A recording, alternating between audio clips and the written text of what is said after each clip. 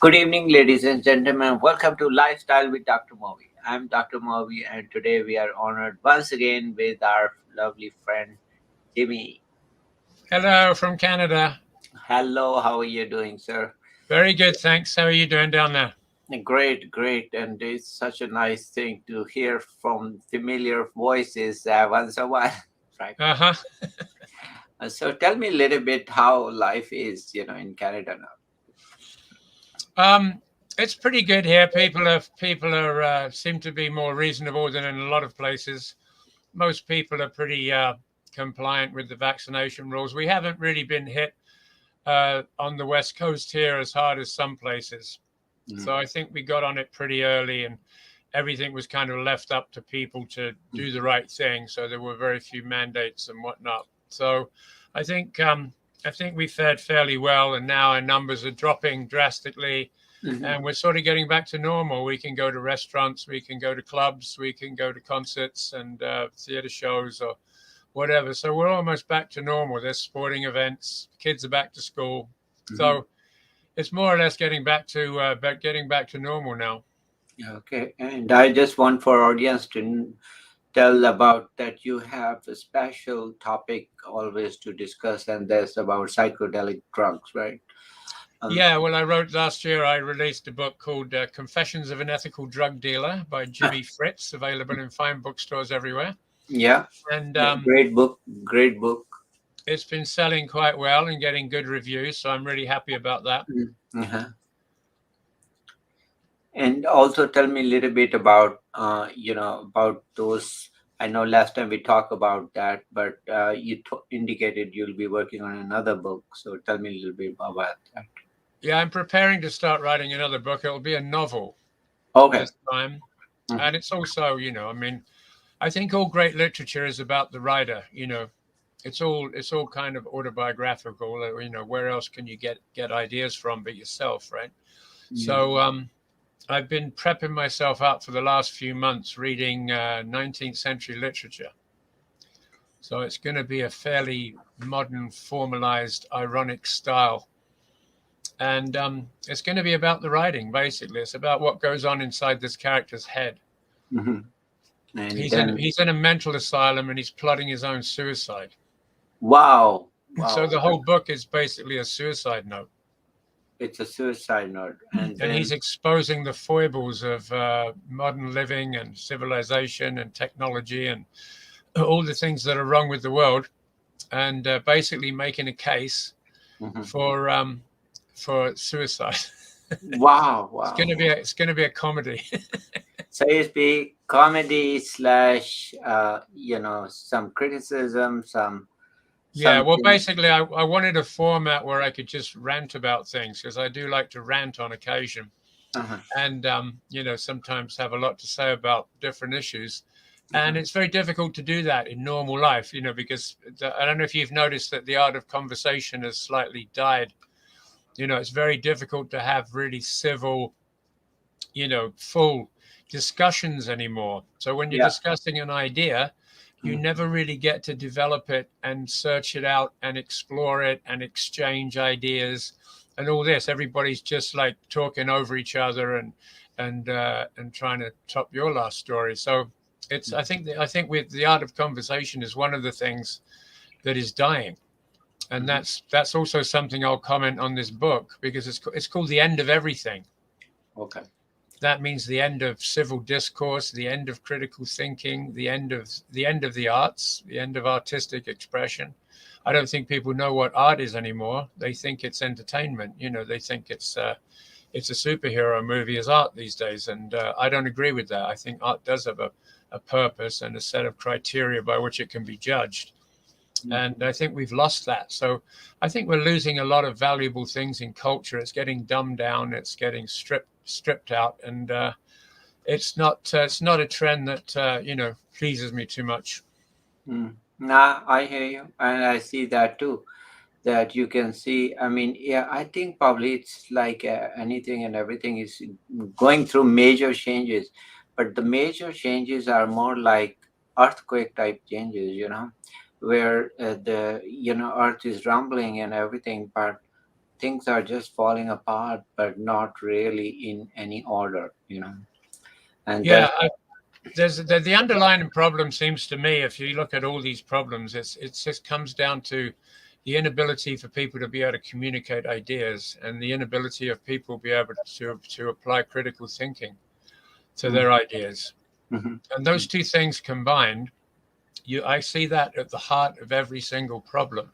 Because if you have a major problem that we have to solve together, mhm, like the climate crisis or anything else you care to name, yeah. Mhm, if you can agree on the facts, mhm, then everybody's going to pretty much go. If you give a whole bunch of intelligent critical thinkers the same facts, they'll yeah. come to the same conclusions about what action is appropriate. Mhm, But people aren't using those skills. They're emotional, they're political, and those are the tools they're using to guide their intellectual discourse.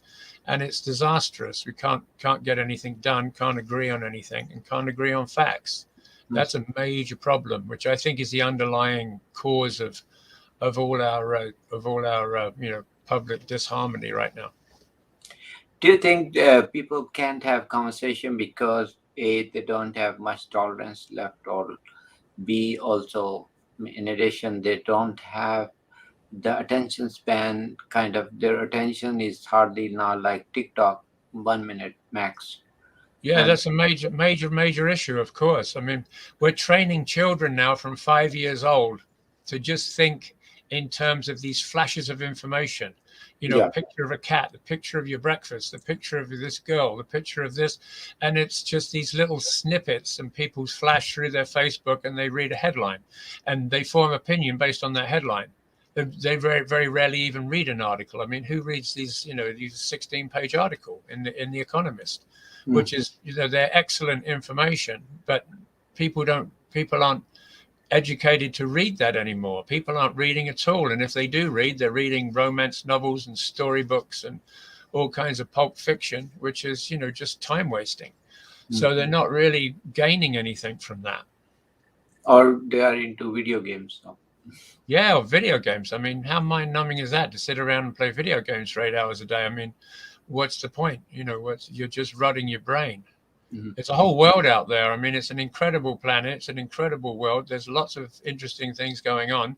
mm, And most of the generation that are coming up now and the last generation, they don't know about it because they don't see it. Because all they get is this algorithm on their TikTok or on their Facebook that confirms their bias and creates conflict. mhm. So I don't understand why the social media companies, I mean, I think they should be responsible for their content and responsible for the effect of their apps. And why can't they write an algorithm that promotes, positive values? Why are they writing algorithms that promote conflict and disharmony? Well, because like anything, controversy sells, and the ratings and all that, which of course, I don't like either. Then those are the one actually people are interested in knowing rather than good things. So, you know, that's the problem, and that's gonna be a problem for a long time. But like anything, everything has consequences. So if you do that, then you get the consequences too, unfortunately. Well, unfortunately, the consequences of the death of civil discourse and logic and reason and critical thinking Mhm, is pretty much total chaos and global chaos and confusion. mhm, That's the result, the inevitable result of that type of mindset. mhm, So I think we do have to rail against it, and I'll certainly be doing that in the mhm. future. But it's a voice in the wilderness, really. I mean, it's very hard to it's very hard to get messages out now because there's so much information we're bombarded with that you can't get through the noise, can't break through the noise. I've noticed that trying to sell my book. I'm on the internet, I'm posting on Facebook and Facebook groups, and doing TikTok, not Instagram campaigns, Twitter campaigns.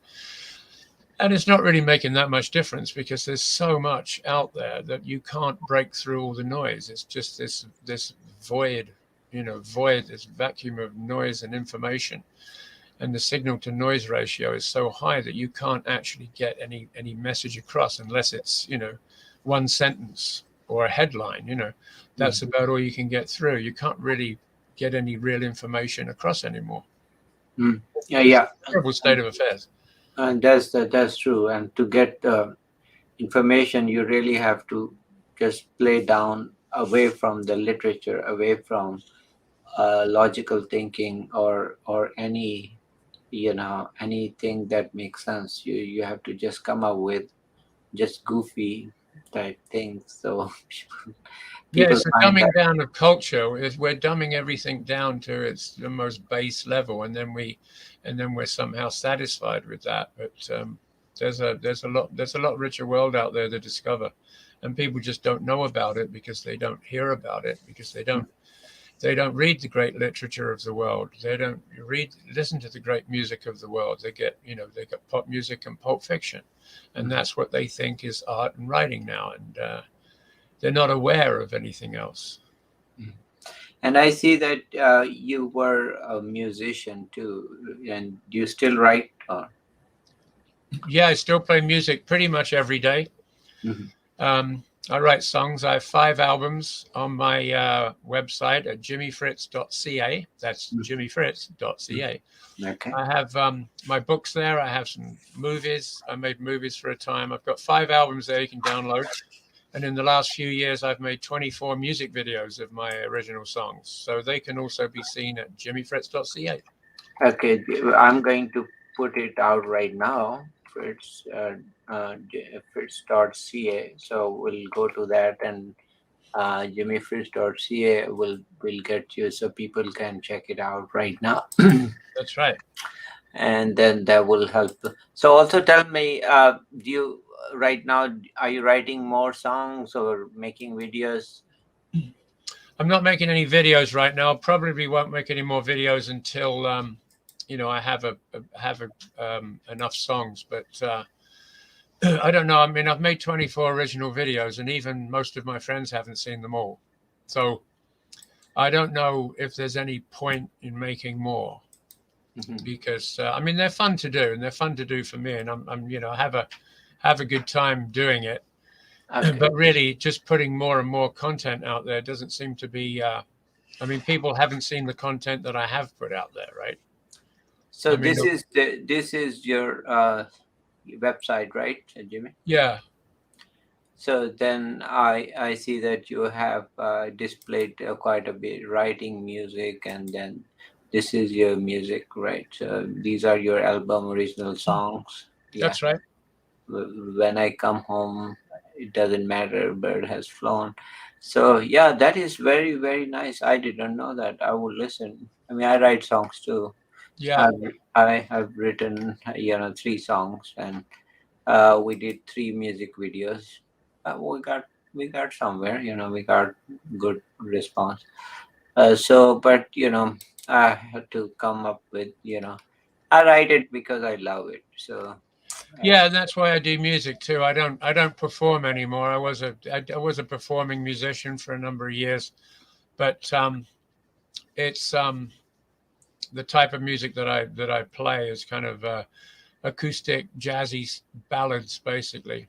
Okay. So there's not much commercial market for that. So there's no real commercial application. I do it for fun, and I do it because I have something to say, and people listen to it. I'm not that bothered anymore. If they listen to it, fine. If not, then okay. These are your movies. Yeah. Oh, House of Cards. Wow. House of Cards. That's my father taking a nap. Okay. Very nice. Very nice.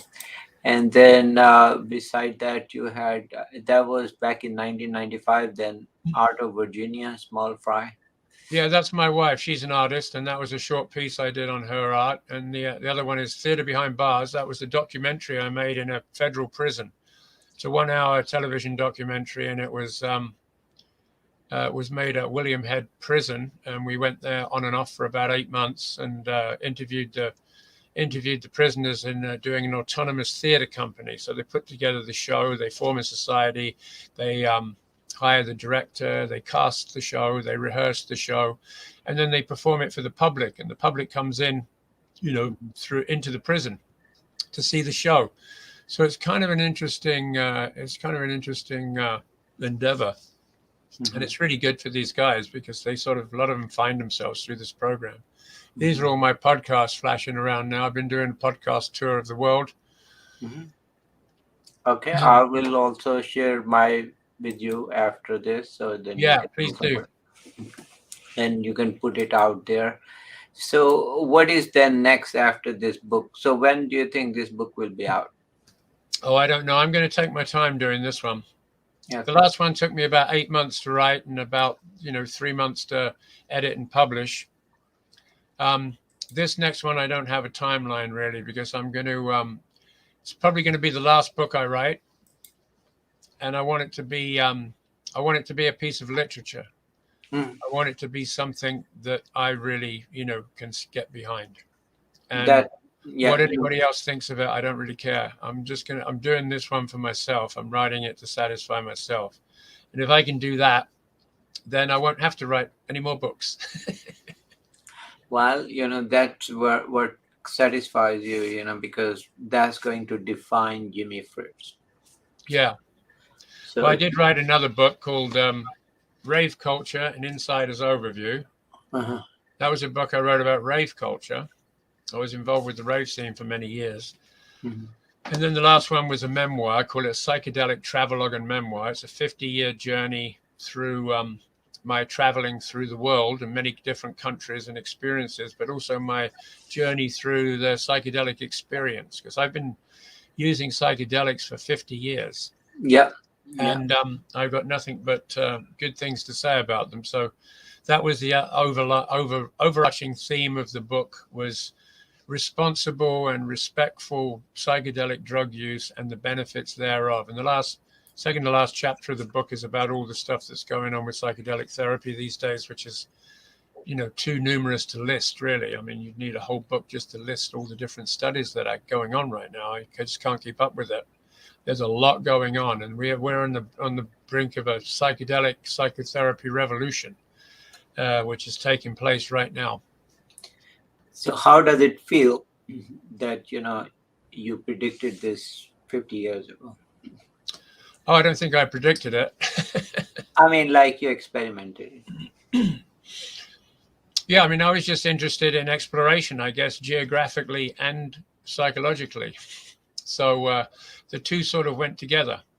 They were both journeying and tripping, so they both were complementary.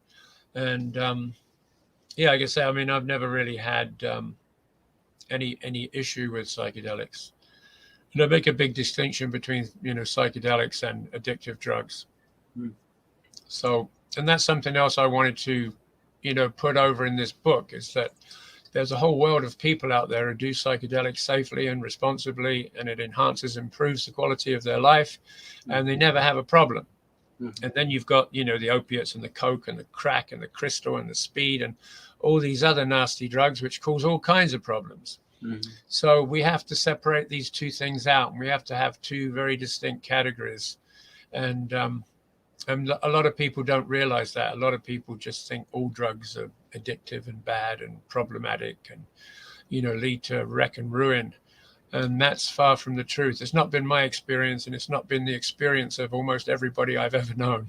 So, I only say that, not only all drugs and all can be addictive, even if your food can be addictive, anything can be addictive. It's the behavior. It is not the substance. I mean, well, I think there's clinical addiction. There's a psychological addiction. There's, so you can stretch the word, but I mean, strictly speaking, addiction means that your body becomes dependent upon the drug and you suffer withdrawal symptoms when the drug is removed. Now, that's not true with psychedelics, and it's not true with, a lot of things. I mean, people say you can be addicted to shopping and reading newspapers, and, I think that's a different definition of addiction. Maybe we need another word for that. It's more like compulsion. So that's more compulsive behavior than clinical addiction. I think clinical addiction is we should reserve for the drugs that get you hooked. You can't not do them. You can't stop doing them. Nobody ever got hooked on LSD because if you can't keep doing it, it's not possible. And when you stop doing it, you want to take a long break. You don't want to keep doing it. You don't have the urge to keep doing it. So that's why it's non-addictive. And the other drugs, of course, can be very addictive. Yeah, they can be very addictive, and that's true. So that's also true. And people who want to be addictive, smoking is one of them.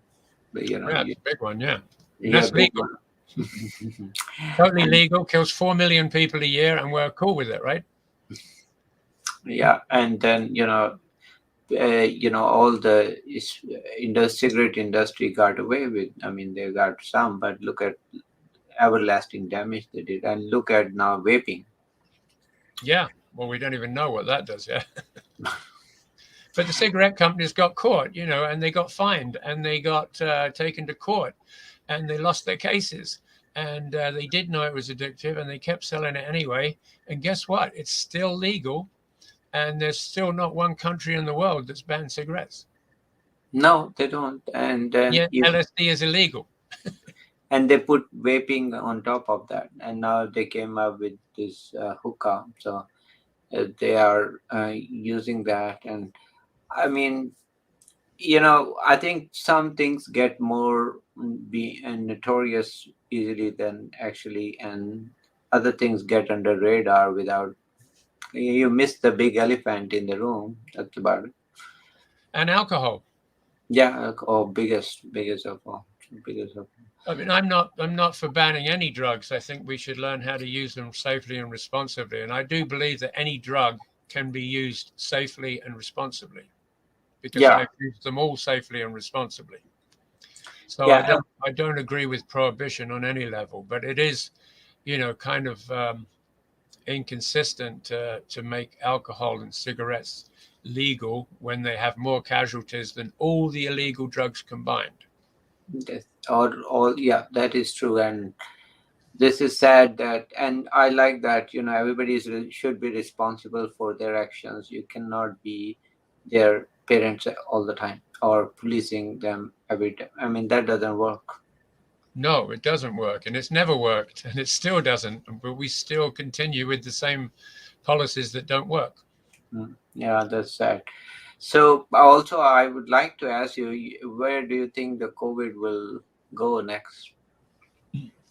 Well, I think it'll go everywhere, and then there'll be enough immunity through vaccination and exposure, and it'll become just another one of the flus in the flu season. I mean, in Canada, for instance, we've had about 10,000 deaths. Well, in a normal flu year, we have 8 to 10,000 deaths from H1N1 and the flu viruses. Now, it could have been a lot more because we put measures in place, and I agree with that. But in terms of going forward, we have to accept that this COVID virus and other variations and other viruses will come along, and they will kill thousands of people a year. But 3 years ago in Canada, nobody talked about H1N1 killing 10,000 people a year. Nobody mentioned it. We didn't count the deaths on the news. Now we count it. If there's some in the BC news, they said today there was one more death. Ooh. Well, on a good day, 5 years ago, there were 100 deaths from H1N1, and most of the people in old age people homes, they die from the flu. They die from, simple bacterial infections. They die from catching a cold because they're in the dying process anyway, and something's going to finish them off. So, I think at some point we have to accept, in Canada now we have about 85% vaccination rate. I mean, that's very, very high. I don't think we're going to get push much past that. So at this point, I think we should just get back to our normal lives and carry on. And I think that what you're saying makes sense. From flu, every year we lose tons of billions of dollars, not tons, but billions of dollars on hospitalization, sick leave, and everything else. Yeah. And you're right. Nobody even questions that, or they say, okay, flu. So I think it's like anything that right now it is a news. So sometimes it will be changed from front page to other pages, and then it'll become a small news. Okay, nobody would care. I think 10 We'll years just, from. yeah, we'll live with it just like we live with all the other causes. There's lots of things killing people all the time, but we accept that. This We was accept new, it. and I get it. It was it was novel. We didn't know what it was going to do. It could have been, much more deadly than it was. But now I think we understand it. I think we can put it in its place with all the other flus and all the other. There's 4 other COVID viruses running around right now. Nobody mentions them. Nobody mentions thousands of people dying of H1N1, but it's happening. In the States, there's 60 to 80,000 people every year die of H1N1. Nobody mentioned that on the news like that 2 years ago or 5 years ago or 10 years ago. There was no word of it. So, we accept a certain amount of deaths. You can't get down to 0 deaths from a COVID virus. It's not possible. Well, there always will be something, Of course. And then there'll be another one, and then there'll be another one. But we have to learn to live with these things. And that's true. Well, good luck on your next book, and we look forward to. And please come back and show us Okay. your book with the podcast. We'll be very happy to promote for you. And Okay. Thanks very also, much.